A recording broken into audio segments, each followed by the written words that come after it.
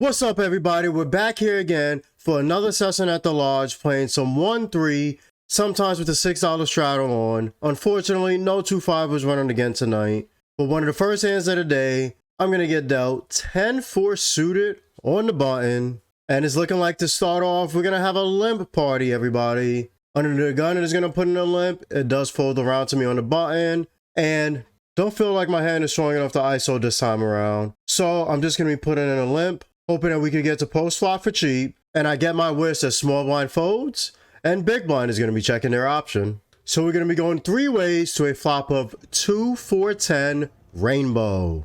And what a beautiful time to put in that limp. Are you kidding me? I flopped top 2 pair in a limp pot. Unfortunately, there are no clubs on the board. But hey, we're not worried about that at this point, right? I'm just more so hoping I can build this pot as quickly as possible. Big blind's going to be putting in the check. The under the gun limp is going to be putting out a bet. A pretty massive one, since there was no straddle on this hand. They make it $15 to go. And with having top 2 pair and it being a flush drawn board, I'm going to be raising it up this time. Not just going to be putting it in the call. So I do grab my chips and I'm going to bump it up in position all the way up to $50. Big blind's going to be folding and under the gun's going to be putting it in the call. So we're going to go heads up to the turn and it's going to come a rubber ducky, 2 of hearts. That is not the time I wanted the board to pair. Now I know I still do have top 2 pair, but the problem is if my opponent randomly was trapping a strong hand like aces or kings with the under the gun limp, hoping that somebody ISO so they can do that stupid little limp re-raise nonsense. Now I do not have the best hand anymore because they're going to have 2 pair aces and kings also with a pair of deuces. So yeah, I do have to worry about that a little bit. And as I am worrying about it, I see my opponents start to grab chips. Yes, they are grabbing chips here. And I'm like, what is going on here? They are going to be putting out a bet, a donk bet that is, of $40. And that's not the biggest bet in relative to the size of the pot. But as I said, I am worried about those over pairs. So I'm not going to take the aggressive route this time. I'm just going to chill for a bit. Just going to be flicking in a call because I really need to see that river. And we go to it and it comes the 5 of diamonds. This is a pretty good river. It is a relative blank compared to what's on the board. A hand like ace 3 does get there, but would my opponent randomly donk turn with that? I don't know. This line is already weird. These limp pots get weird. And it's going to continue to get weird when my opponent starts to grab more chips again. And I'm like, oh man, I'm really just hoping they don't bet a big size here. They do grab their chips. They're going to be putting out another donk and a lead for $75. And I do go into the tank for a little bit because once again, I am worried about those over pairs. But based on how the run out went and how strong my hand was from the flop, and it's still pretty strong now, and my opponent can't have bluffs in their range. And also, I still beat a 10. So yeah, my hand is just a bit too good. I take my chips, I flick in a call, and my opponent turns over Queen 4 offsuit. I don't know what's going on here. I have no idea why they have Queen 4 offsuit. I mean, I know why, because they limped under the gun. But why do they have Queen 4 offsuit in this line? I really don't understand it. I don't comprehend it. They pretty much just gave me a free $115 by donking. But yeah, of course, I would have continued to bet in at some point. But yeah, just a completely weird line. Have you ever had somebody just randomly start donking a turn in river and you call and they show down something that just didn't make much sense? If you did, let me know in the comments below. And next hand, we're going to wake up with a pretty one. Ace 10 of diamonds in under the gun position. No straddle on, unfortunately, this time. And with me being in under the gun +1, I'm going to be opening for $9. Does fold to my opponent in middle position. They're going to be putting in that 3 bet. They make it $35 to go. It does fold all the way around to the button. And it looks like they're going to be coming along as well. They put in the 3 bet cold call here. I guess they really just like that they have position. And it does fold all the way back around to me. And yeah, not going to be going anywhere yet with the ace 10 of diamonds. Too strong of a hand. I flick in a call also. And it's really good that I get to close the action here. So we guarantee we're going to be going to a flop. And it's going to be 3 ways. It's going to come 3 jack queen, 2 diamonds.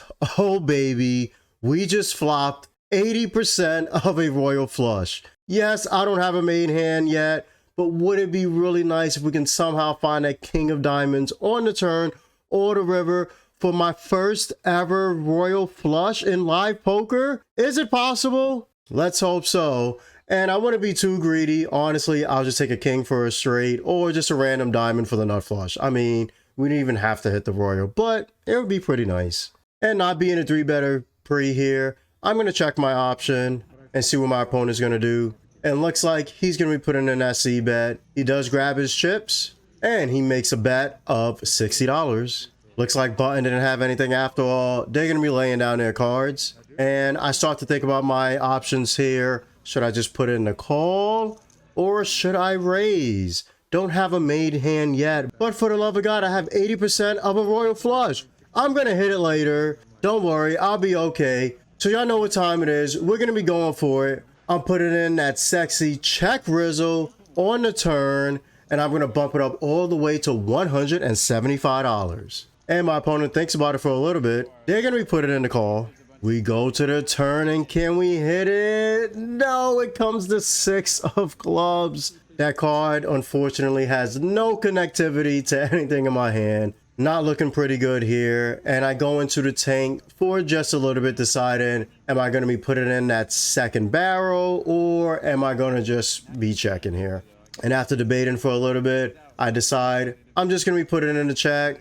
My opponent thinks about it for only a couple of seconds. They put in the check as well. And we go to the river and it comes the 4 of hearts. I miss again. I'm like, you've got to be kidding me. 80% of a royal flush and just can't get there. At this point, I'm just going to be giving up. Sometimes in poker, you know you're going to lose, but you just have to give up. So I do check. My opponent snap checks back. I let him know I got 80% of a royal flush. And they turn over their King Jack of Spades for the second pair. Really good kicker from the flop. So yeah, a little bit unlucky that my opponent had the King Jack of Spades variety. I believe if they had something like King Jack of Clubs or King Jack of Hearts, when I did put in that check Rose on the flop, they're not going to continue because they don't have that additional backdoor flush equity. But yeah, at least we got to see all the cards and we got to see if I hit my royal flush. And next hand, we're going to wake up with the best drawing hand, people love to call it, in poker, ace king offsuit in the big blind, a beautiful big blind special. This time the $6 straddle is going to be on to my left and is going to fold around to my opponent in cutoff position. They're going to be opening for $25. Button's going to be folding and small blind's going to be putting in the call. And you already know we're not going to let this happen. We're definitely going to be bumping it up, putting in that 3-bet squeeze, making it $110 to go. Straddle to my left is going to be folding. Cutoff's going to fold. And small blind thinks about it for a couple of seconds. And finally, they come along with the call. And we're going to be going heads up to a flop of Jack 4-4 Rainbow. Not the best flop for ace king, but at least we do have 2 overcards. We can hit an ace or a king later, right? And it is a rainbow board, so it's a pretty safe one. My opponent, the small blind, is going to be putting it in the check. And going to be putting in the C-bet here this time. Not going to slow down being this aggressive. And we also have position. Don't have much to worry about. So I do grab my chips. I'm going to be putting out a bet. I make it $140 to go. My opponent thinks about it for a couple of seconds. They're going to be putting in a call. So we're going to be going to the turn and it comes the 3 of diamonds. Still no ace or king there yet. And my opponent's going to be putting in the check. And I'm already thinking about it here. Okay, if I do barrel this turn, I may have to barrel the river depending on what comes. And we did start a little bit deep here, but because of the straddle and also that random 4x straddle size opening pre with the $25 and me squeezing to 110. And to be completely honest, I don't like my size in pre with the $110, just getting this out of the way now. I don't feel I need it to go that big. And yeah, I misclicked again in live poker. There's no reason to size $110. I would have loved to see me size something along the lines of like $80 to $90 being in big blind, putting in a squeeze. Yeah, not 80, more so just 90.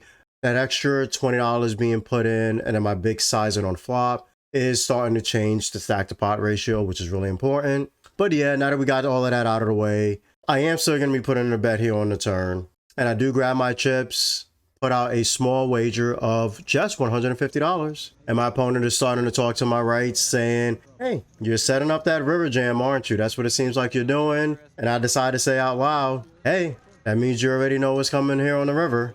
And after about 15-20 seconds, my opponent does put in a call. We go to the river, and it comes the 7 of diamonds. So once again, no ace, no king.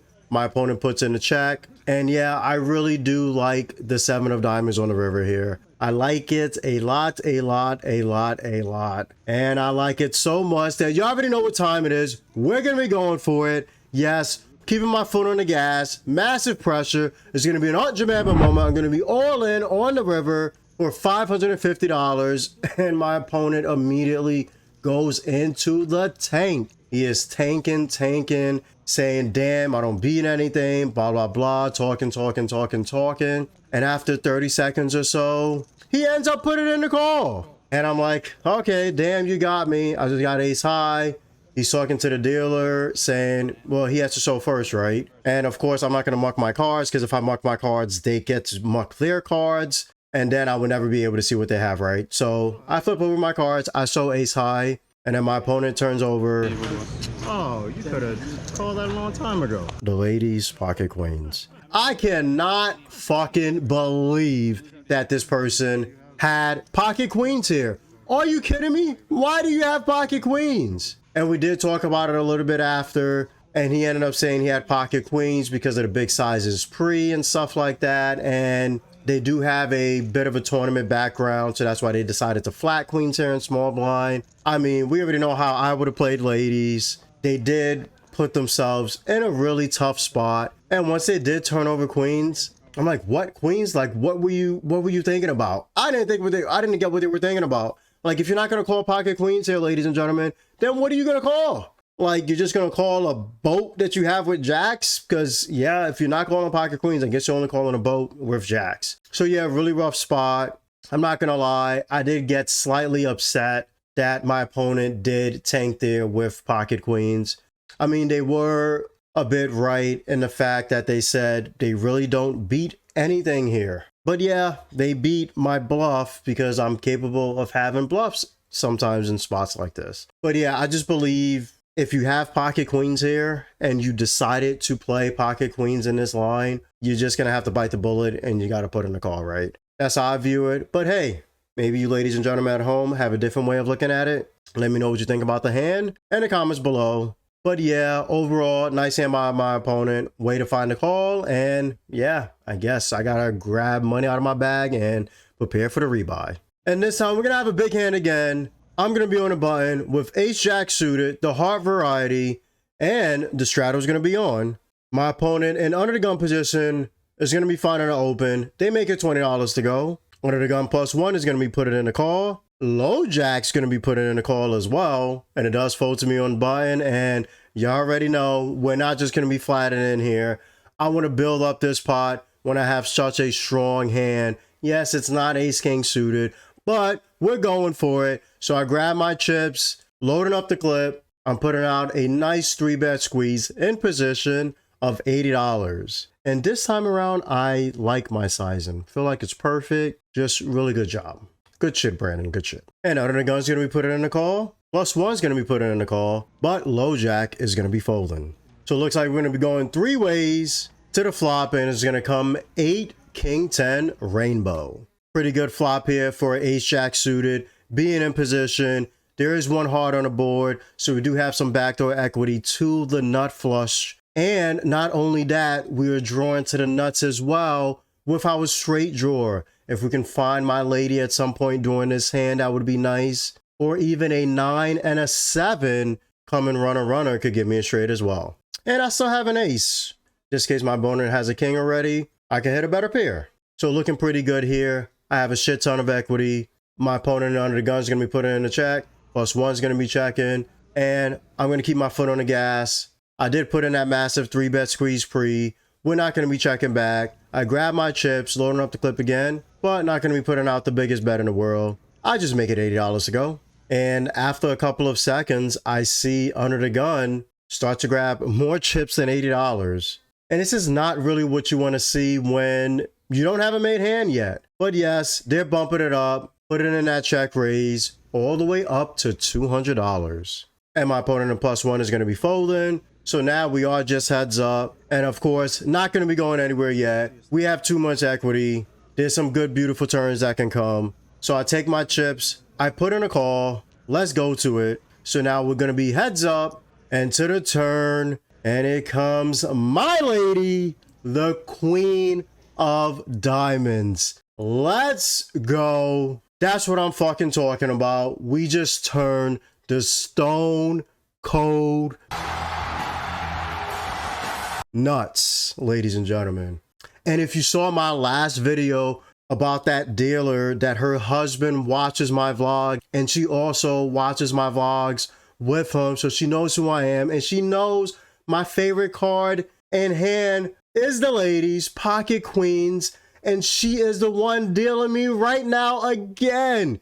Y'all saw the amount of heat that she gave me during the last video, and now she is continuing it by giving me a lady again to have the nuts on the turn after being check raised. Are you kidding me? This deal is amazing. Once again, don't want to mention her name just in case you didn't want her name mentioned in the video, but shout out to her once again. Let's hope we can win this hand. No board pairing on the river, because if that happens, we could lose to a boat. And my opponent, after illustrating such a strong line, check raising in a 3-bet pot, they put in the check. And I'm checking my stack, seeing how much I have behind. And I feel like a bet here is going to be pretty good, but I don't really have to go that big. So I do grab my chips, ready to put out a really small wager, and it's just going to be $150 to go. My opponent thinks about it for a little bit, and he's going to be putting in the call. Exactly what I want to see. And as we're going to the river, I'm like, no diamond, no pair. No diamond, no pair. And we go to it, and it comes an 8-ball corner pocket. The 8 of spades. That is not what I wanted to see. My opponent does check here, and I'm like, damn, I now lose to boats. That kind of sucks, but it's either I'm going to be a pussy and check back, or I'm going to go all in. Pussy and check back, go all in. And yes, I am going to go with option numero dos. I'm going for it. You already know what time it is. It's going to be an on-demand I'm going to be all in on the river for $520. I just bluffed 5 minutes ago. Now I have it. I would have to be insane to not go all in right now after just bluffing 5 minutes ago. This person just saw the bluff. Maybe they'll call me light. My opponent finally flicks in a call. And I say out loud, I have a straight. They shake their head and they muck their cards. Never going to know what they had from the flop that they checked raised. But oh my goodness, what a time to be alive. My new favorite dealer, well, she was already my favorite dealer in the last video, but she just keeps dealing me heat. Shout out to her once again, and I appreciate you and your husband showing support by watching the vlogs. I definitely do greatly appreciate it. And next here, we're gonna wake up with it again. In the $6 straddle, I have ace king offsuit, looking pretty good here. It is going to fold all the way around to my opponent in cutoff position, digging me opening for $18. Button puts in a call, small blind puts in a call. And yeah, you already know what time it is. We're going for that sexy 3-bet squeeze in the straddle. I'm going to be bumping it up all the way to $110. This time I like the $110 with that extra cold caller in there. So yeah, pretty good sizing. And after that, cutoff's going to be folding, button folds, but small blind is going to be putting in a call.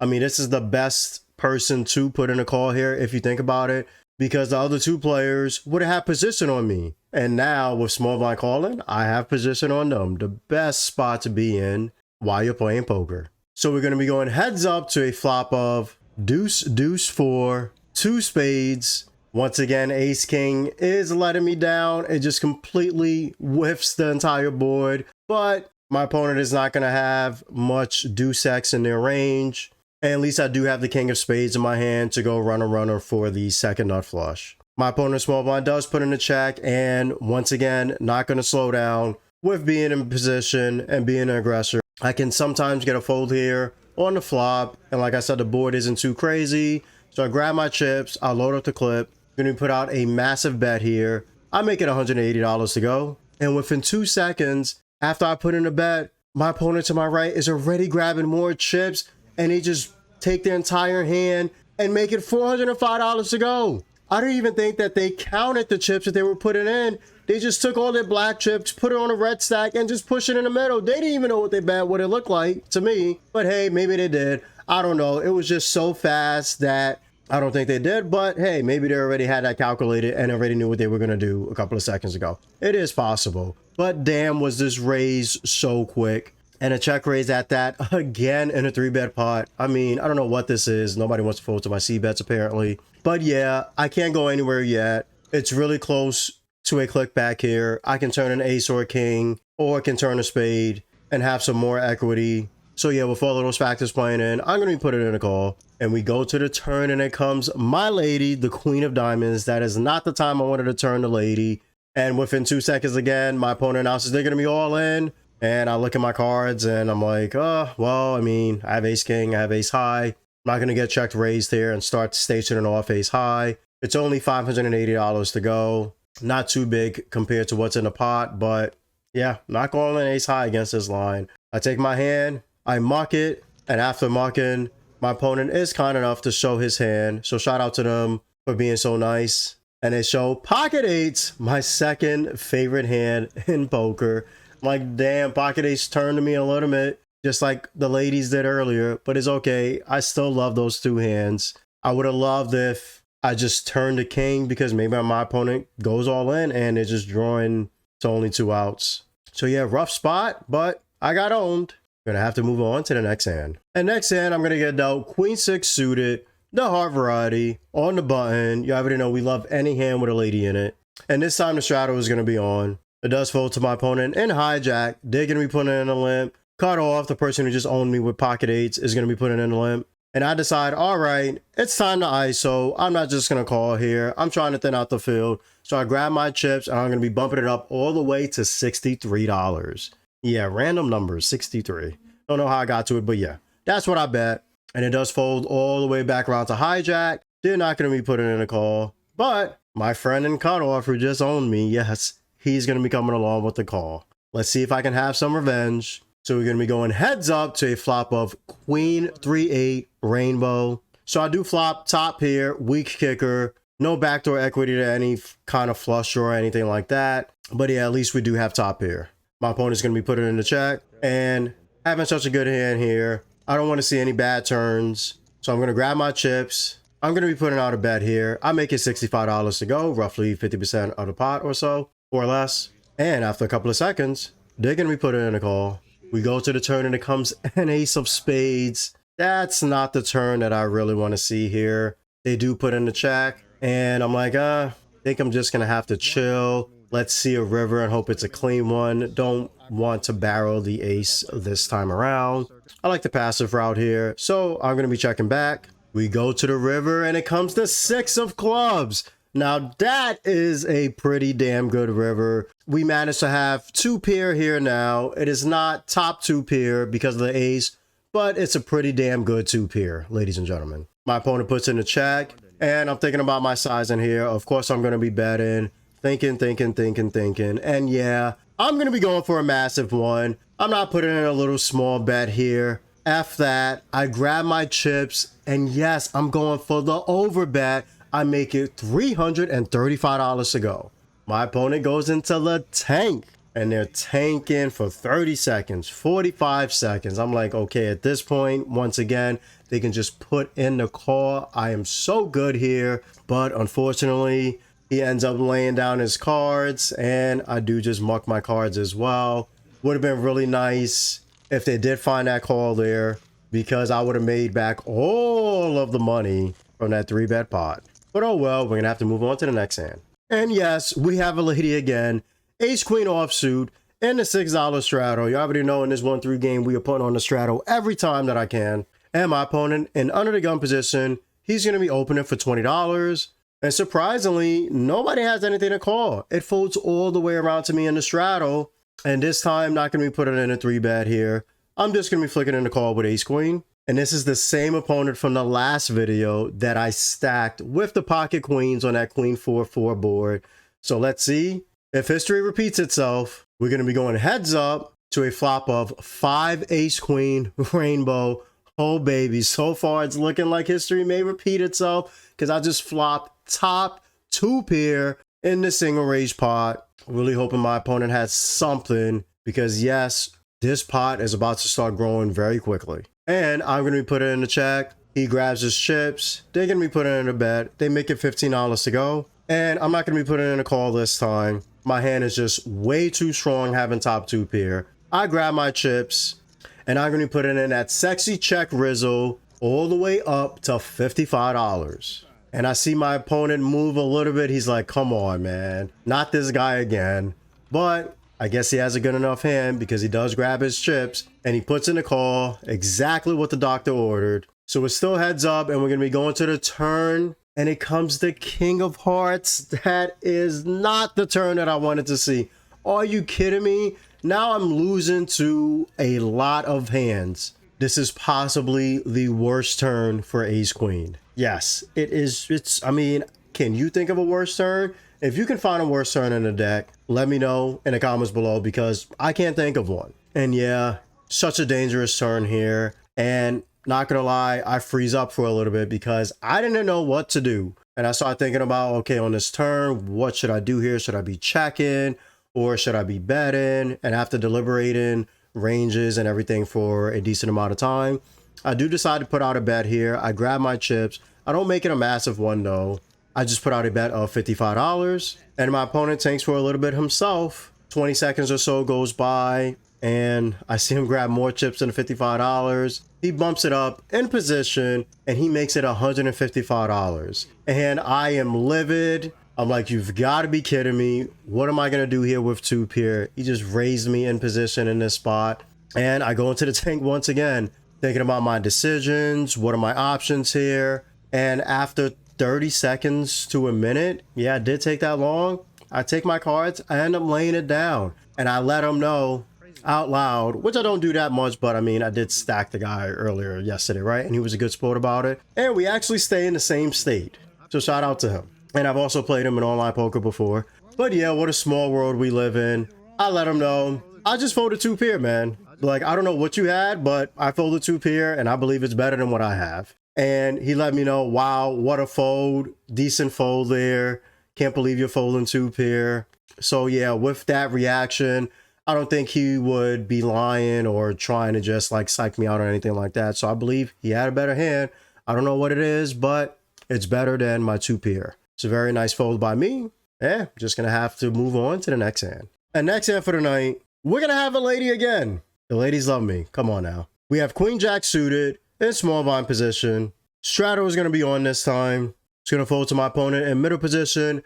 They're going to be opening for $20. Cutoff is going to be coming along with the call. Button folds. And yeah, 3-bet squeeze time. Once again, that's all I've been doing. 3-bet squeezing. Just always happen to be out of position. I need to be in position more when I do this. But hey, what can you do? I grab my chips. I'm putting in that squeeze all the way up to $110. And once again, kind of misclicked there. Don't really think I needed to go this big. But yeah, it does fold all the way back around to my opponent in middle position. They're going to be putting in a call. And cutoff is going to be folding. So we did manage to thin out the field. So we're going to be going heads up to a flop of 6-5-9 rainbow. Not the best flop for Queen Jack suited. I mean, all of my Broadway cards have just been flopping nonsense besides that Ace Jack suited hand, right? But we do have some backdoor equity here. We can go runner for a straight. We have 2 overcards. And we have backdoor flush potential as well. So decent amount of equity, but yeah, not the best starting flop, right? I wouldn't even say decent, more like just very low potential equity. But yeah, this time around, not going to be aggressive. Yes, I know how to check sometimes, and this time is going to be it. I'm going to be putting in that check. And I guess my opponent doesn't have much either, unless they're trapping the hell out of me. They're going to be putting in the check too. We go to the turn, and oh baby, we jack them. Nice, beautiful Jack of Hearts on the turn. That's what I like to see. Obviously, I don't have the best kicker. I am losing to King Jack suited and Ace Jack suited. I mean, maybe they have Ace Jack off as well. Maybe King Jack off. I don't know. Live players are crazy. Ace Jack off makes sense. King Jack off might be a little bit loose, but yeah, who knows? It's a 1-3 game, right? But yeah, I'm still going to chill here. Not going to be putting in a bet. I check once again. See my opponent start to grab some chips. They're going to be putting out a bet. They make it $50 to go and can't go anywhere yet with having top pair, third best kicker. I'm going to be putting in a call. And we go to the river and it comes a nice rubber ducky, 2 of hearts. That's a beautiful blank card. I'm not complaining. I put in a check, and after 2 seconds, my opponent checks back. I let them know, hey, I got a jack, turn over my cards. And yeah, they do muck. They let me know after the dealer did pass me the pot that they had ace king. So yeah, it makes sense with how they played that they're going to have ace king there. Way for me to beat the hand that I have lost with 2 times today. I guess that's why people say it's the best drawing hand in poker. Everything's adding up, right? And next hand is going to be a juicy one. We're going to get dealt 9-7 suited, that nice suited 1-gapper in the $6 straddle. It's going to fold all the way around to my opponent who just had ace king. They're going to be opening for $20. Button's going to be put in the call. Small blind's going to be put in the call. Big blind folds. And yeah, definitely got to see a flop at this point. I put in a call. So we're going to be going 4 ways to a flop of ace 3-6 all spades. Are you kidding me? I just flopped a flush. Only a 9 high flush, but damn, it is very hard to flop a flush in poker. Small blind's gonna be putting in the check. I check as well. Cutoff's gonna be putting out a bet of $25. Button puts in a call. Small blind puts in a call, and I'm like, oh, okay, hold on. We cannot let this happen. Yes, I do have a really strong hand, but if another spade comes, my hand becomes rather useless, right? So yeah, with that factor playing in here, I got to go for it a bit here. I grab my chips, preparing to put in that check Rizzle, and I bump it up all the way to $125. And when my opponent in cutoff has to make a decision, within 4 seconds, he announces he's going to be all in. Are you kidding me? Yes, they went all in. Button and small blind are both going to be folding, and I don't even put in the call yet. I go into the tank because I am like, okay, why the hell are they going all in? And it's about roughly $1,000 more for me to call. And I have been having a rough day, as you ladies and gentlemen have been seeing, but I'm like, oh my goodness, this all in is insane. So yes, I am going into the tank here. It is 8x my sizing for this 3-bet on the flop, and I'm just thinking like, okay, my opponent would never do this with the nut flush, of course. Doesn't make any sense. Like, you would definitely want to trap with that when you have the stone cold nuts, right? So yeah, I'm just thinking, and honestly, just based on how 1-3 players play, I started to go from wanting to call to wanting to fold. Felt like I was going to be beat here. Yes, somehow felt like I was beat by a flush just based on how quick the chips went in. But one thing I did miss is the person that I was playing against. They did make some crazy plays, but yeah, I was not thinking about that in the moment here when I'm sitting here getting shoved on. And that's one thing about poker. When you're in the moment, sometimes you forget things. There's not that many flushes I'm losing to, but yeah, I was still worried about it. My thought process was extremely flawed here. I feel completely fine admitting that. And because me feeling and thinking that I'm beat, I end up taking my cards and I muck it.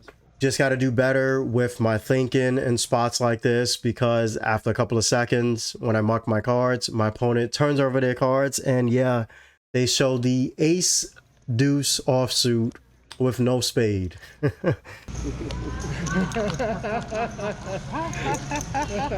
Ace deuce off with no spade. The massive bluff, I guess. Yeah, just a shitty spot, and this is why I can't fold, because at 1-3 and even just in live poker, sometimes people can show up with a hand like this in this spot, and if they're going to show up with a hand like this, I should pretty much be snap calling. If I just snap called, I'm going to have 99% equity. Might as well just give me 100%, because there's no way they're going to go runner for a bolt, right? Got to get better, Brandon. Got to get better. And next hand, we're going to have a bomb pot here at the lodge. Each player is going to be putting in $10 to start. It's going to be a PLO double board bomb pot. And it's going to be 7 of us. So there's going to be $70 in the middle. And I'm going to get dealt 10, 8, 9, 7. Not double suited, but at least I am suited with the 8, 7 of clubs. And I'm going to be positioned the right of the button and cut off. So pretty good spot here. Second to last to act. So we're going to be going 7 ways to 2 flops. First one is going to come 10-6-6, 2 clubs. And second's going to come King 4-7, rainbow. So looking pretty decent on one board. We are drawing to a straight, a flush, and the straight flush. That's pretty good. But on the second board, I just have a pair of 7s. Gonna have to do some runner nonsense in order to have a hand down there. And for this flop, surprisingly, small blind checks, big blind checks, and it just keeps going check, check, check, check, check, I check, and then button is gonna be checking too. So it just checks around for the flop. We're gonna be going to the turn, and it's gonna come the 6 of diamonds and the jack of hearts. So now hitting a flush or a straight on the other board isn't going to do much, because if anybody has a pair in their hand, they're going to have a boat. So now we're going to have to like hit a straight flush or some shit. I don't know. But on the other board, I am drawing to a double gutter with the 10-9 and the 10-8.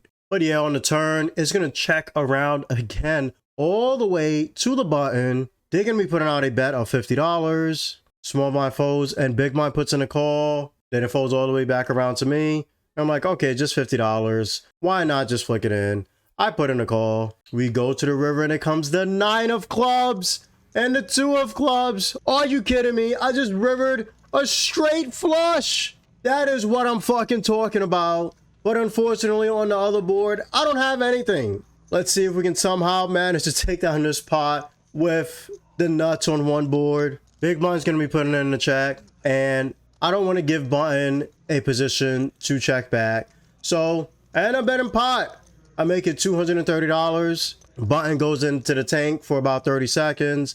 They re-pop it up, betting pot. Big blind's gonna fold. And yeah, I snap call because I have the nuts on one board, and I let them know, well, yeah, I have a straight flush. And then you hear the oohs and ahs of the table, and even the person to my left gets shocked because on that board, he has quads. Yes, quads. I just beat quads with a straight flush. And he's a little bit worried that he also lost on the second board. But fortunate for him, I didn't have anything. And he ended up having 2 pair with a king and a deuce. So he was very worried, like shocked, mouth open, like what? And all of that. So it was a pretty good laugh for the table. We ended up chopping it up, so get the choppers. But yeah, that was one of the most fun bomb pots that I ever played, because the only board for me to have the straight flush is the one where they have quads. So it really put them in a completely shitty spot. But nice hand to my opponent and nice hand to me. Would have loved to have scooped that one, but hey, no problem. At least I got to make a straight flush. Would have loved if I put in that call when I flopped the flush, because that would have put a dent into this massive losing day. My biggest losing day ever at 1-3. I'm going to be down $1,700.